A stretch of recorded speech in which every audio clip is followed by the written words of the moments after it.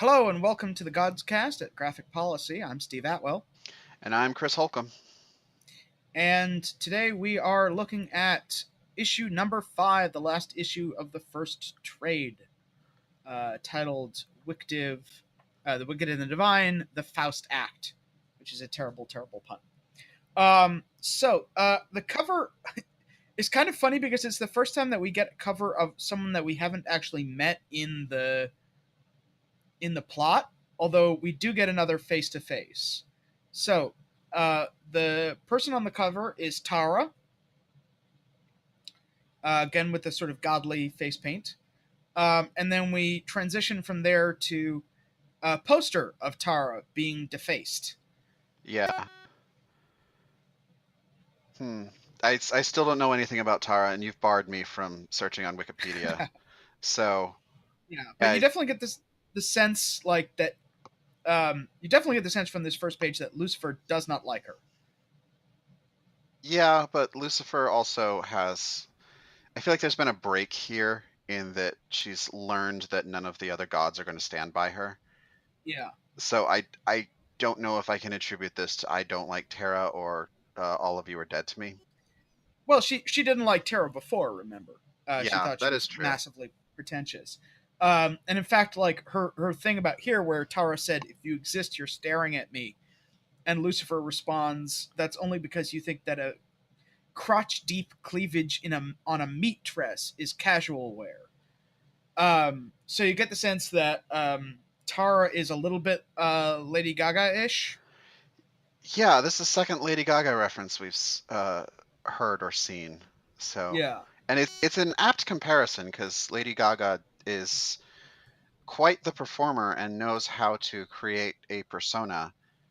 And one of the things that fascinates me about her is the fact that she really tones down her singing ability for her music, Hmm. which is an interesting brand choice. Interesting. It's Um, but I'll bring it up because we sort of have this, like, there's a pantheon of our own of these young blonde women who can't really sing but put out a lot of albums. mhm. Gaga is the one who can, and yet she Hmm. hides it. Interesting. Um, so we sort of cut to like, as the caption puts it, 1 mile of coffee and 4 cigarettes away from Holloway Prison. So Lucifer's rebellion to this date has been that she has gone and got coffee and is just walking down the street, blowing up police cars and police officers anytime they get near her. Right. Um, and by the way, speaking as we did last time about social media, she's stolen Laura's phone and she's been using it. She made a vine saying, "Do as thou wilt," which to me indicates that this is Lucifer very much sort of playing up to her role, right? Because "do as thou wilt" shall be the whole of the law is, hold on, "do as thou wilt." Right, is uh, from it's the philosophy of Thelema, um, developed by Aleister Crowley, the Hmm. famous sort of self-proclaimed black magician. Um, so, like, you know, we were speaking earlier about identities. Like, there's, I guess, a loose connection to Satanism there, but it's like kind of a more broadly occult, kind of cargo cultish um, thing going on. But like, also, it's just she's literally doing what she wants. She's walking down the street, showing that nobody can stop her. Hmm. And then we cut to the sidelines, and Laura and Cassandra are sort of reacting to all of this. And once again, they're kind of like opposite poles, right? That one's the fanatic, the other one's the skeptic, and here Laura is like concerned, and Cassandra is kind of, I don't know, would you call it gleeful? Uh, I've spent some time thinking about Cassandra and why the choice was made that she's a trans woman. Beyond the obvious way of Lucifer saying things to piss her off, like your real name, what she means is her dead name. Yeah. Cassandra, as a trans woman, has spent a long time pretending to be someone she's not. Mm. And I feel like the god's hostility to her is she can see through them. Yeah, she's very aware of sort of presentation and image and identity. Right, and so I'm starting to be a lot more sympathetic to what she's saying to Laura here, in that Lucy is not someone you need to be around. Lucy is fucking dangerous and toxic, and as enchanted as I am by her, I'm starting to see like this is someone who's good at seeing past the veneer that people put up to what they really are. And what Lucifer is a goddess who doesn't give a shit about anything and wants to do her own thing and will murder a bunch of people for no reason because it's entertaining. Yeah, she's blowing up police cars. Um, at the same time though, like I do get a little bit of a sense of like, she's very much enjoying this moment. And at the same time, like she doesn't give a shit that a truck full of riot police just gets set on fire because like she wants to get a little bit of her own back. And then Amaterasu shows up in how would you categorize this outfit? I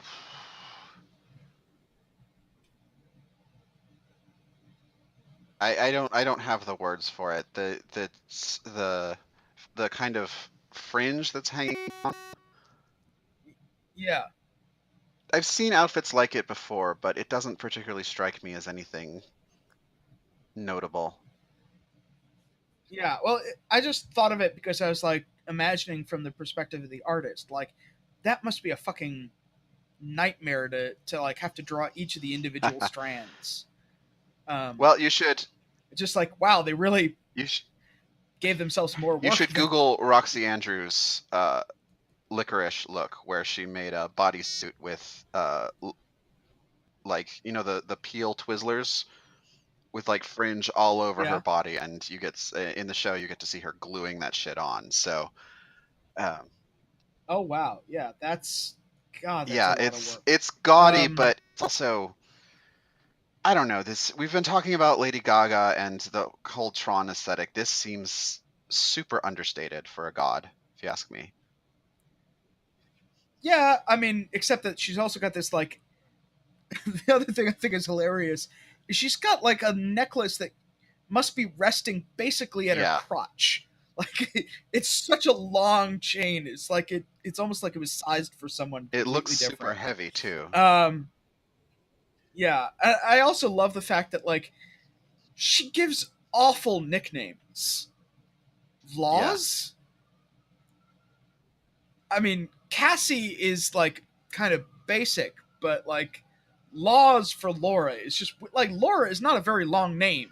Like you don't need to chop syllables off that.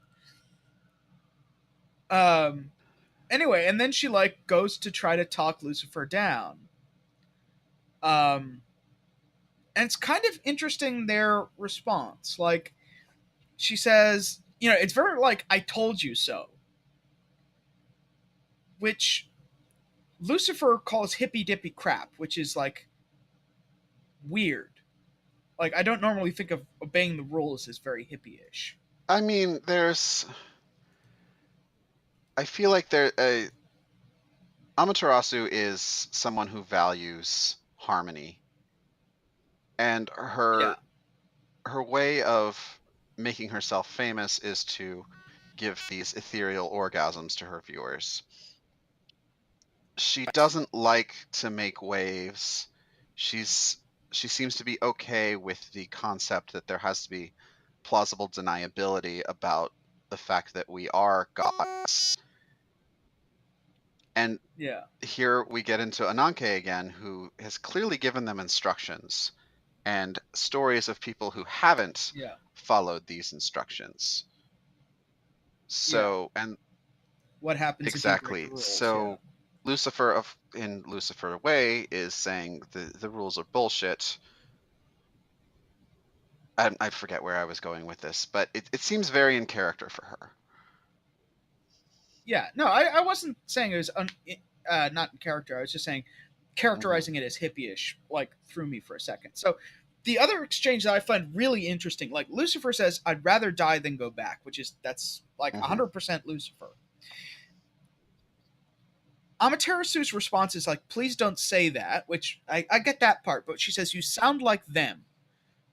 I have no idea what she means by that. I feel like you do, and that'll be revealed later, but there is a contingent of gods in this pantheon, or maybe not gods, maybe lesser beings who... Right. Oh, is she talking about the other gods? Like, you sound like the rest of the No, I pantheon? think Is that that what she's in saying? these cycles there is always who is not following the rules and gets a terrible fate for it. Right. And she's trying to... Yeah. Oh, I see. Oh, interesting. I hadn't thought of that. That's a really So interesting it's interpretation. the fact that Lucifer... Um, I've been mulling over Lucifer again and her inclusion, or his inclusion in the pantheon. And we brought up Cassandra, the Cassandra of Troy before. Are there lesser non-gods who are brought along for the ride? Are there saints, people who are not described as gods but have power and still have worship ability? And are they in some I mean, way that's a good. immune from the groupthink? Because Ananke doesn't seem to have any trouble controlling anyone else except for Lucifer, and Lucifer is not described as a god or Yeah, worshipped as one. that's a really interesting question. I mean, the only figures we've seen so far, right? You have the Valkyries, who are plural, so they don't count as like one of the 12. Are they creations of Ananke, or are they Ananke, Woden has the ability to make Valkyries, and that's just one thing he can do? yeah. Well, it seems like Woden has the ability to make Valkyries. Ananke, she seems to stand outside of the circle of gods. Like, we don't have a sigil for her yet. So like, who and what she is like still very mysterious. Well, it's starting to make me question the So 12 then, circles. Do we have any confirmation at this yeah. point that there can only be 12 at any given time? So we have certainly had it said that there are 12. You know, where was the thing? Lucifer says in issue 2 that there are 12 gods that reincarnate every 90 years. But whether there can be more than that, less than that, we don't know.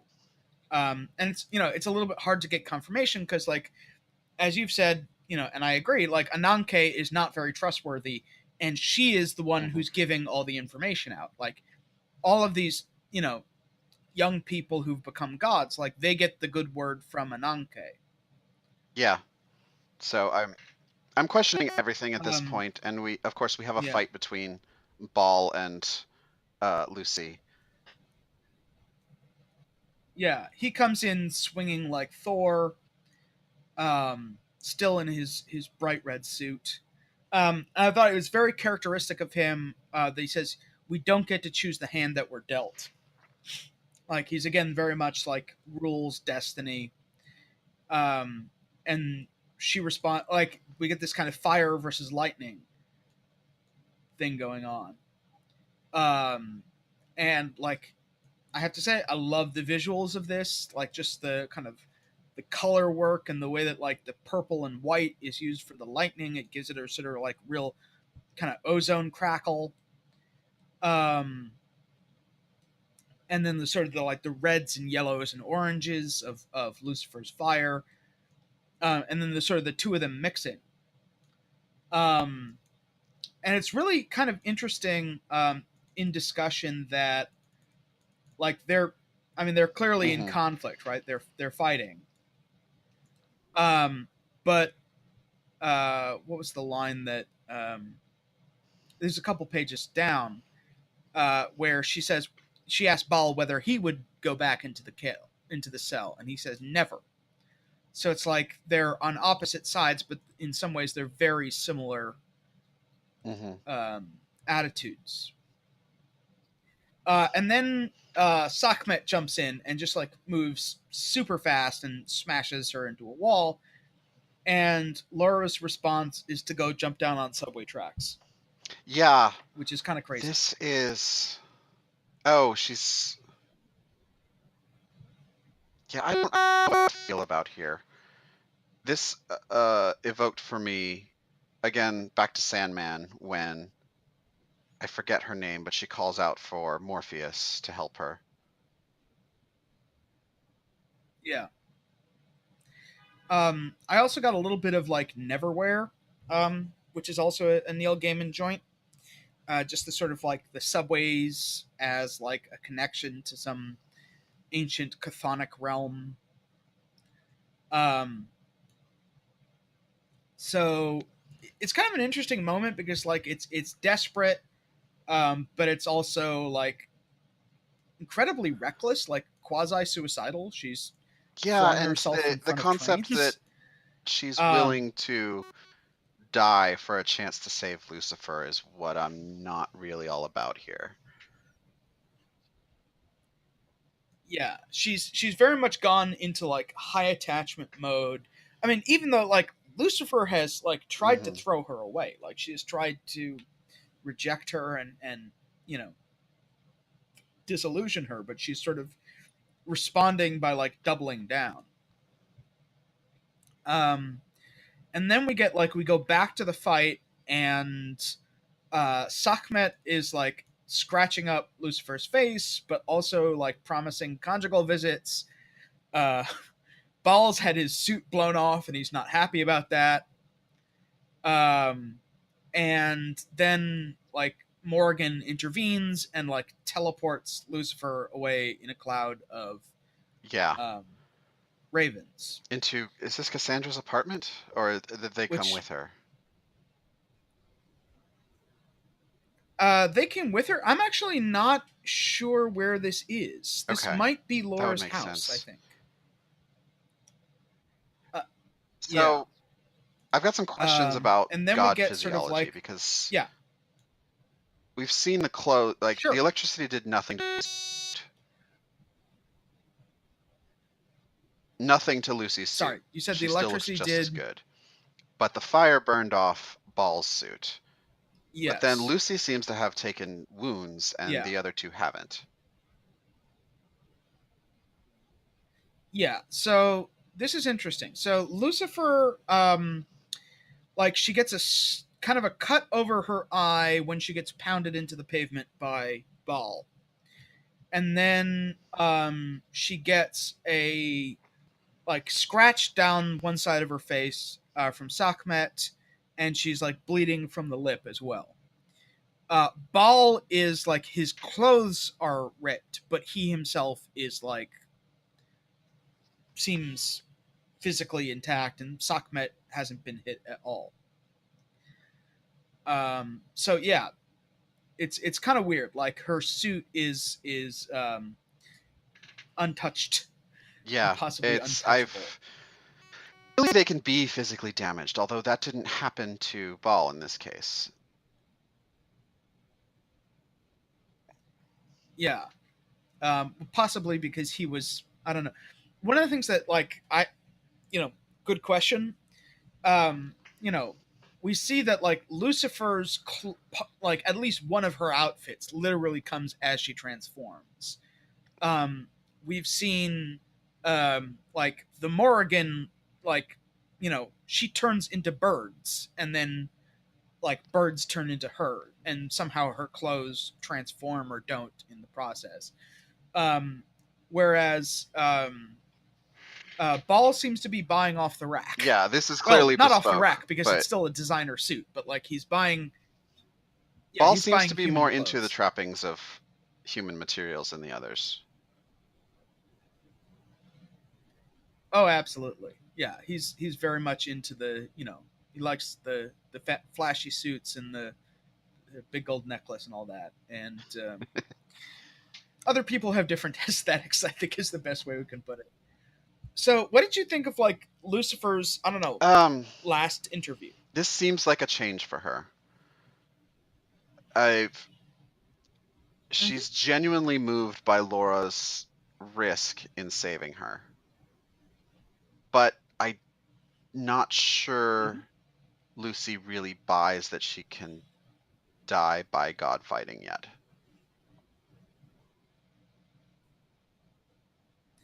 Yes. I did think it was interesting, like she gives a sort of a bit of an apology.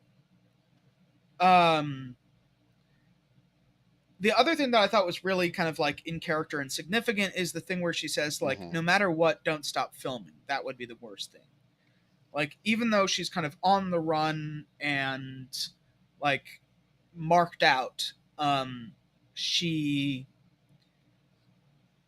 wants to continue to be an artist, a star. I'm more fascinated with her sort of confession here, in that she's apologizing to both Laura and to Cassandra for being shitty, and I feel like this is her coming to terms with the role she was assigned versus what she actually wants, and there's a lot of overlap here. But being a dick to trans women clearly is more her brand than who she is.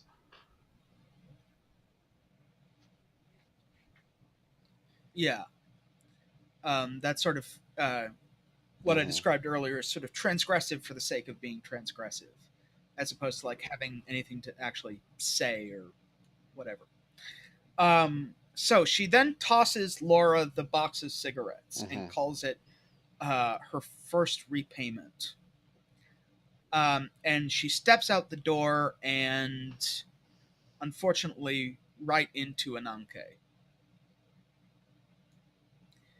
And we get a callback to the first issue where she says, like right before Ananke clicks her finger, she says, "Don't," which is just what the judge did. And then all of a sudden, some kind of ball of energy. It doesn't feel like an explosion. There's no blood spatter on the others. Her head is gone. Yes. And in fact, we see like her neck just fountains, but not over the Ananke, not over Laura, not over the videographers. So this is a very Ned Stark moment. It's I spent a lot of time thinking, like, what's the appropriate Song of Ice and Fire comparison here? Is it Oberyn or is it Ned Stark? And I would say it's Ned Stark, in that my prediction is this is going to be a Lucifer's journey is going to be a motivating factor for a lot of the other things to come. And kind of discovering what she was up to and what she was on to is going to be a driving force for the protagonist and her allies. I feel like the Morrigan has put a stake in the ground and said, I'm on Lucifer's side here. Which is interesting in that the Morrigan is an incredibly powerful being, but also has separate personalities to deal with.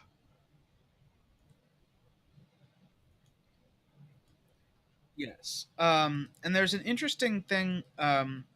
So when sort of Laura has kind of like a blackout, and then when she's sort of conscious again, Morgan shows up and says that she can't do anything. Lucifer is dead. The policeman was just sleeping.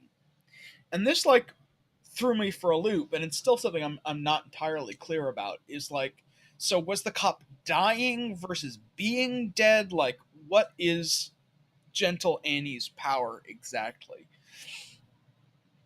The fact that they are that Lucifer is dead and cannot be. The gods do not have the power to bring people back. Limits to the gods' powers. Do they Question have the mark. power to kill each other? Yeah. I don't know. Yeah. Well, certainly Ananke has the power to kill, so. Yeah, but Ananke doesn't count. Ah, yes, good point. She is above and beyond. Yes. As she puts it, I have been around as long as the gods have. Mhm. So, what did you think of her interview? Where, like, she's talking directly to Cassandra's team. I don't know what to feel. Yeah. I'm so distrustful of Ananke at this point that I just can't process anything she says without gaming out what she's after, and I don't have any information about what comes later. Yeah. I mean, she's definitely, like, stepping forward as an authority figure. As a mentor, like she says, I train them, I try to prevent this stuff, I try to keep them in line. We are going to police our own. But also seeming to suggest that, like, the gods aren't really interested in human beings. All they want to be is loved. Mm-hmm. Which, does kind of fit in with, like, Lucifer's whole thing about wanting to be a star, right? That the thing that she cares most about is being filmed, being on stage, performing. And then she walks away, and, like, we kind of get a pull out into kind of back to suburban life. And Laura kind of becomes a TV star. And is sort of disassociating. Yeah. She's in shock. Mm-hmm. And is she any closer to her goal after all of this? Ah. Well, yeah. I still don't know if her goal is feasible, but can she take one of those extra 2 slots? Well, that's the question. I mean, it's interesting. Like, so she says, my face was on the news. It was what I had always wanted. It really wasn't. Like, she's definitely having second thoughts about the whole fame thing. But then she pulls out the cigarette and, in memory of Lucifer, does a snap, and all of a sudden, let there be light. Yeah.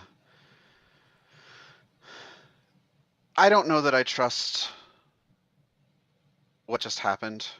I mean, we've seen, like, I still like Lucifer for killing the judge. Okay. Chaos seems to be something she's into. Mm-hmm. And she's the only one so far who's killed mortals. Yeah, that's whether true. they had it coming or not. Now, a dead god, like, from the first couple of pages, a dead god does not mean that there is a job opening. Yeah. Because we have a bunch of skulls. Yeah, exactly. Yeah, and we know that, like, the gods are supposed to be dead within 2 years. Right. So you can't take over their tenure.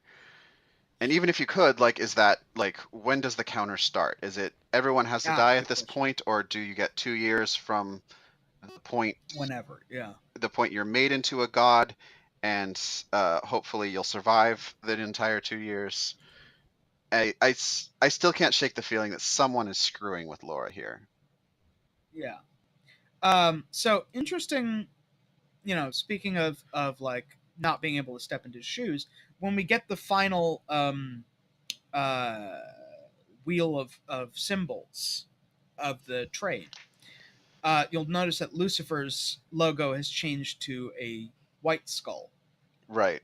Which is sort of, I have to say, like, I normally like all of the sigils, but man, telling the difference between Dead God and the Morrigan is really hard. Yeah, that's fair. I feel like there's other sigils they could have used for the Morrigan. Or, how about a red strike through, like a no smoking sign? All right, so we are now done with the first trade. So what were your sort of thoughts about, like, thinking back over the first 5 issues? Ned Stark is the comparison I keep coming back to, because that's what I thought about when her head explodes, in that we thought we're watching Lucifer's story.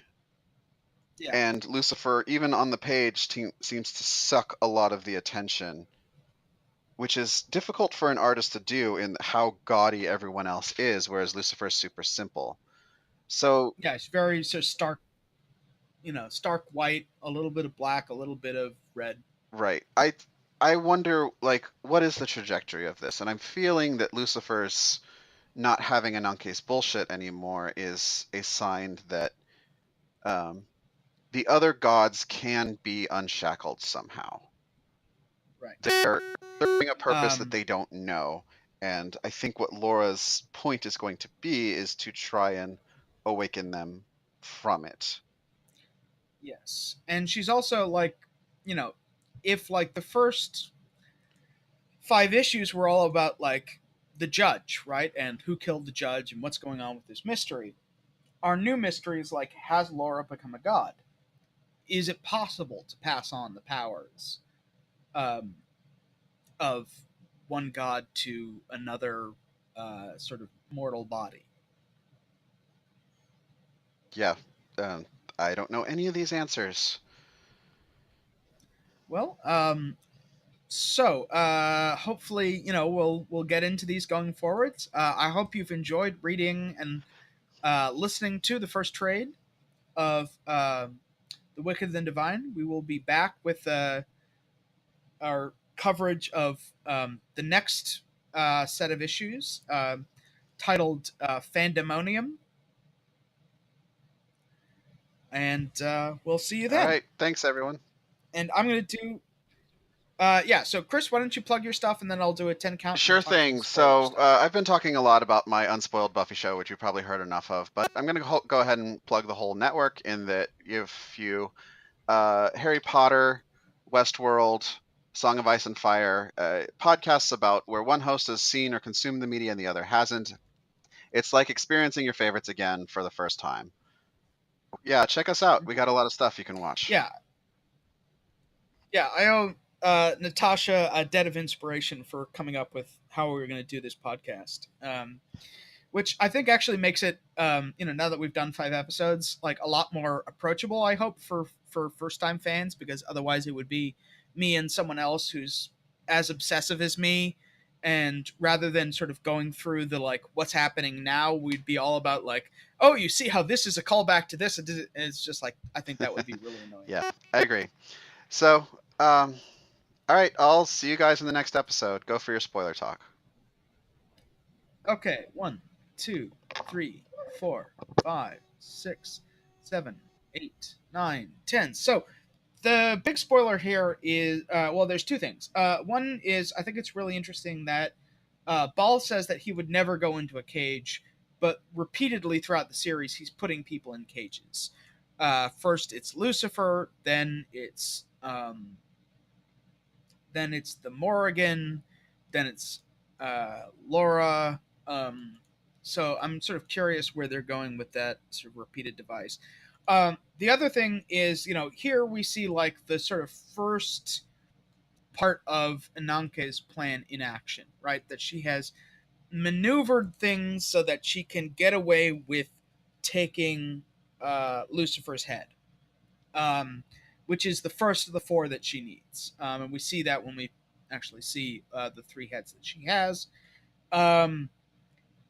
And this is something that, like, first of all, you can tell if you really pay attention, it's a different effect than a head exploding, like the little squiggly line, she's being teleported. I still have, like, a whole bunch of questions about, uh, you know, when the Morrigan says that she's dead, but she's clearly not dead. Her head is alive and talking. Um, and does the Morrigan know this? Does she not? And then the final mystery, and I think this one is like still kind of unresolved, is like, was there any transfer of power there? Like, because Laura gets made Persephone, um, but like, did she have another god inside her? What's going on? these are all mysteries for the next trade. So I will leave you there, and see you next time. Bye-bye.